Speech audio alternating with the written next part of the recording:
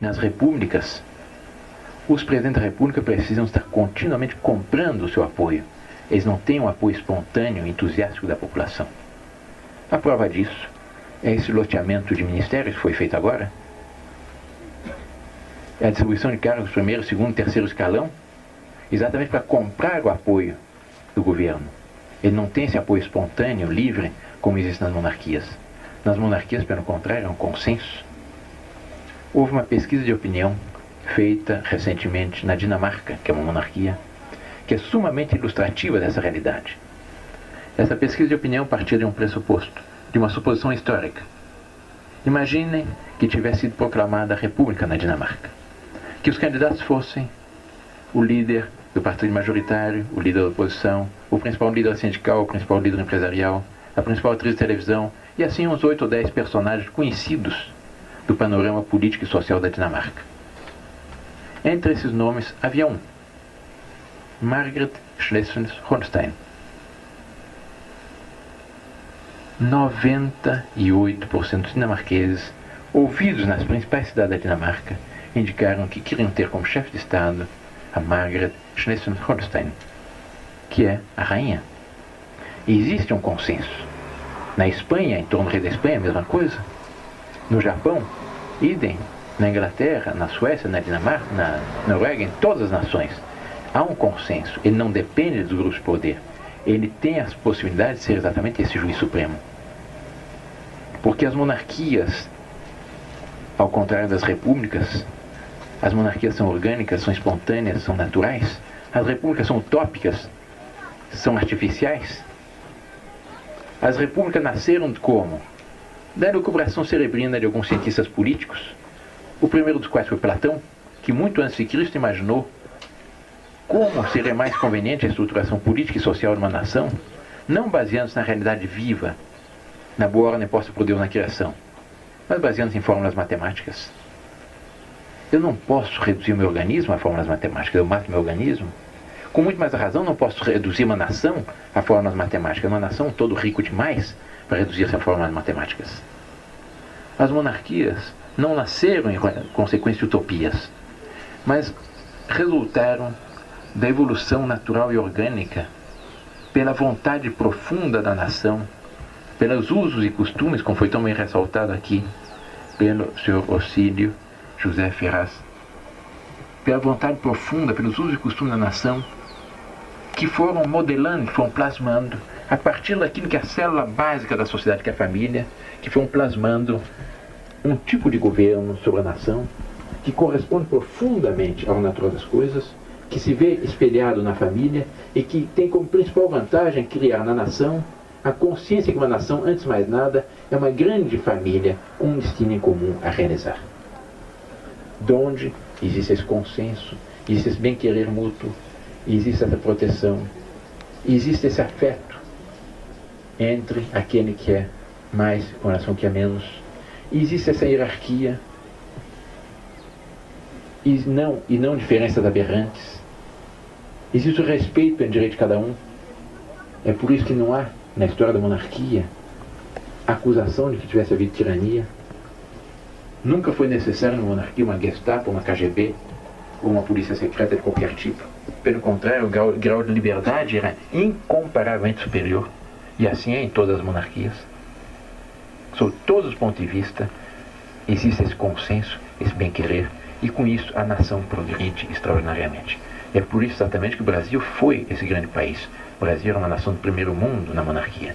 E é por isso que hoje ainda, se nós formos lançar um olhar analítico sobre o conjunto das nações existentes, nós encontramos o quê? Das 25 nações mais ricas do planeta, 18 são monarquias e apenas 7 são repúblicas.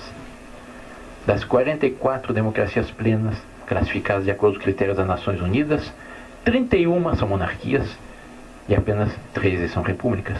E o resto são regimes instáveis que não foram classificados como democracia entre as 180 e tantas nações do mundo. Por quê? Porque exatamente as monarquias correspondem profundamente à natureza das coisas. Procurem observar um pouco a realidade. Procurem analisar um pouco a boa ordem posta por Deus na criação. E vão encontrar o quê? naquilo que era mais amplo na criação, mecânica celeste. Há sempre um ponto ordenativo, monárquico. O Sol é o astro-rei, em torno do qual gravitam a Terra, Júpiter, Vênus, Plutão, etc. Procura observar o que é de menor, um átomo. Qual é a estrutura interna de um átomo? É uma democracia? Não. É uma micromonarquia? Existe um núcleo em torno do qual gravitam os elétrons? Se nós passamos por reino animal, a mesma coisa. Eu estive agora no centro de apicultura em Pindamonhangaba. As abelhas têm suas rainhas, as formigas têm suas rainhas, o touro no seu rebanho é rei. O senhor que está acostumado com as coisas do campo sabe disso, não há dois touros no mesmo rebanho. Um mata o outro. O leão é rei dos animais.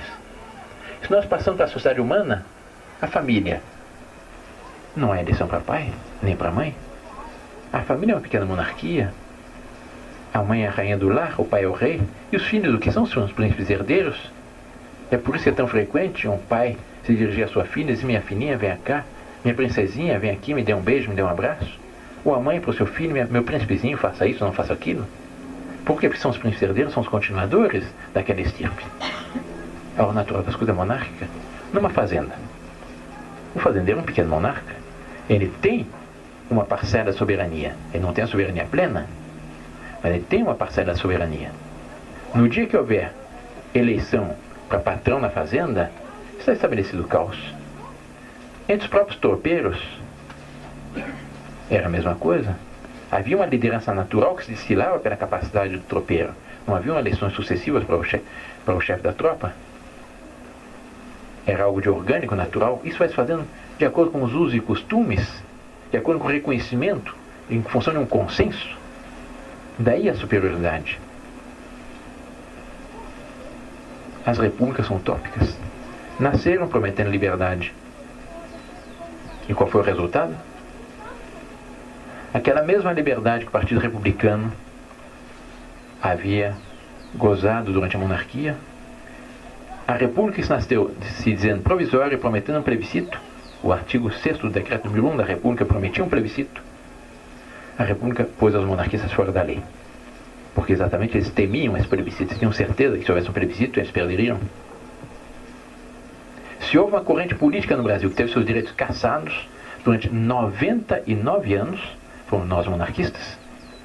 Nós tivemos nosso direito político cassado no dia 23 de dezembro de 1889, pelo decreto número 85A da República, que os cariocas, com o seu costume por apelido em tudo, apelidaram decreto Rolha. Um decreto que eu tenho aqui, mas que eu não leio em respeito às senhoras aqui presentes, porque é um decreto que se utiliza de palavras de baixo calão na sua exposição de motivos. E nós tivemos nossos direitos políticos cassados pelas sucessivas constituições republicanas que introduziram a chamada cláusula pétrea, que era um dispositivo constitucional que proibia toda e qualquer articulação visando a modificação da forma republicana de governo, portanto visando a restauração da monarquia. Nós só voltamos a ter a plenitude dos nossos direitos políticos no dia 5 de outubro de 1988, que foi a data da entrada em vigor da atual Constituição. Com 99 anos de direitos políticos cassados. Dos 103 anos de República, mais de 70 anos foi em regime de exceção. Estado de sítio, ditaduras, suspensão de garantias individuais, etc. Nos últimos 66 anos, vejam bem, desde a eleição de Washington Luiz em 1926, até hoje, um só presidente civil, um só, terminou seu mandato. Foi Juscelino Kubitschek. Mesmo assim, ele tomou o poder graças a um golpe de Estado do general Lott, que depôs o presidente Carlos Luz. Um presidente civil. O outro foi Dutra, mas Dutra todos sabem que foi eleito com as cartas marcadas. Ele era ministro da guerra do Getúlio Vargas e tinha toda a máquina a seu favor na sua eleição. É um regime que não tem autenticidade nenhuma, que não tem apoio popular, que o povo tem um total desprezo. Existe o mito da República, do sufrágio universal, da escolha presidencial, mas ninguém mais acredita nisso hoje. Um regime que trouxe ao Brasil, lançou o Brasil na pior crise de sua história. Um regime que criou uma situação que mantém o povo na miséria, com uma carga tributária, com impostos como nunca houve iguais. Considere apenas a seguinte realidade: nós não damos conta disso, nós fomos nos acostumando com os impostos. São 50 e tantos impostos. No valor final no Brasil, segundo os economistas, em que o produto vai ao varejo, isto é, o preço pelo qual o povo tem acesso àquele produto, naquele valor, 75% daquele valor resulta da carga tributária e financeira. São os impostos, a soma dos diversos impostos e os juros que pesam sobre a produção daquele produto. Isto é, tudo aquilo que o brasileiro paga, 75% vai para o governo e para os bancos. Esse é o triste fruto da República. A coisa vai mais longe. Se tratar para ver até que ponto a República é gananciosa, há um estudo publicado por um Instituto de Defesa da Iniciativa do Paraná que mostra exatamente as consequências da República e que mostra que as empresas que têm acionistas, que têm ações no mercado, essas empresas, no último exercício cuja análise foi feita, a cada 100 cruzeiros de dividendos que pagaram para os seus acionistas, essas mesmas empresas pagaram 4.600 cruzeiros de impostos. Vejam bem aqui, cada 100 cruzeiros de dividendos distribuídos entre os acionistas são 4.600 cruzeiros de impostos, o que equivale ao governo atribuir-se a si o equivalente aos lucros de 97,9% das ações das empresas e permitir que apenas o resultante de 2,1% das ações das empresas sejam distribuídas entre milhões de acionistas que essa empresa tem pelo Brasil. Essa é a República. E graças a Deus, se todos os homens fossem iguais, seria a coisa mais cacete do mundo, eu me conheço desde que nasci. A maravilha da sociedade está exatamente nessas diferenças acidentais que existem entre os homens, dessas diferenças hierárquicas, harmônicas, proporcionais e complementares. Nós tínhamos uma proporcionalidade. Hoje a República nasceu acenando com uma igualdade total entre os homens, o que trouxe elas diferenças aberrantes, insultantes, aviltantes para a nação brasileira, em que uma parte da população está mantida na miséria total e outra parte vive nababescamente. E vejam bem, essa outra parte são sobretudo os que vivem no governo, porque dizem que uma das causas da nossa miséria é a má distribuição de rendas do Brasil. Eu concordo até certo ponto apenas. Eu concordo na medida em que se afirmar que a má distribuição de rendas existe porque um fica com tudo e deixa o resto da nação numa miséria total. Um fica com 75% do valor dos produtos, com 97,9% dos resultados das ações com acionistas no mercado, e o resto fica com... e a nação fica com o resto. Daí vem exatamente os problemas do Brasil. Não houvesse essa carga tributária monstruosa, o poder aquisitivo do povo cresceria muito mais, os produtos seriam muito mais baratos.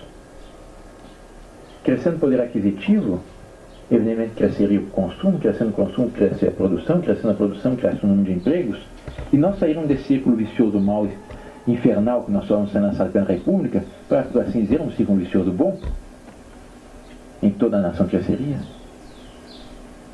Cuidado com isso. E é por isso exatamente que é um número crescente de brasileiros que se perguntam: valeu a pena a República? Será que a solução não é restabelecer a monarquia? Um regime no qual o chefe de Estado tem incomparavelmente menos poder do que qualquer presidente da República?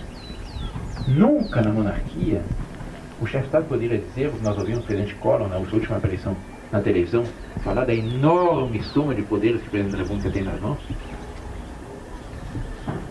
Porque o chefe de Estado de uma monarquia não precisa disso. A missão principal de um chefe de Estado qual é? É ser o símbolo vivo da nação. É ser a encarnação da virtude do povo, um exemplo que inspira e que sustenta todos. É ser o natural defensor do seu povo. É ser aquele que é chamado a, sabendo auscultar as aspirações do seu povo,